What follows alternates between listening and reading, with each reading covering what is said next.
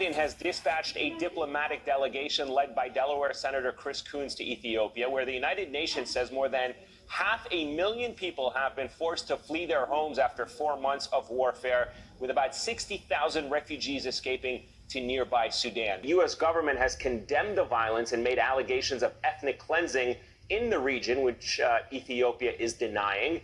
Sky News Africa correspondent John Sparks traveled to the town of Tigray, where a crisis is unfolding, and a warning to our viewers, some of the images we're about to show you are disturbing. A place of refuge for people on the run. But they have arrived in a city now gripped by a humanitarian emergency, and there is little here to keep them alive.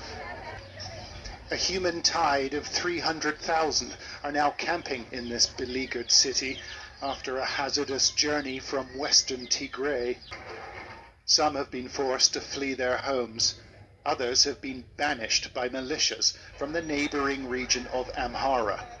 The US government has called it ethnic cleansing. 8-year-old Al Abraham was shot in the head by militiamen in western Tigray. His mother, grandmother, and brother were killed. Millions of people who have had to flee their homes because of fighting, bombings, and fear of massacre. I met Samira, a 3-year-old boy caught up in the conflict. He fled Gijat, a town 65 kilometers away, with his mom and baby sister. The scars of the war, all too visible.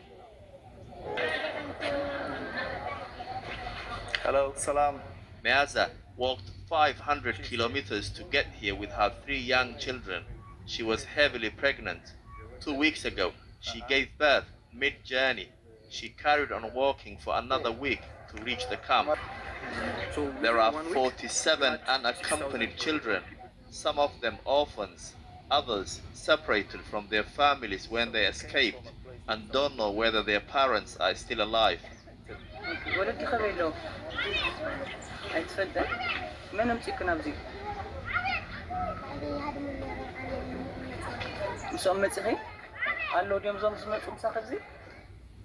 Frehiwat is 10 years old. She came from a village 200 kilometers away. She misses her family. When she sees new people in the camp, she asks if they could take her to her mom.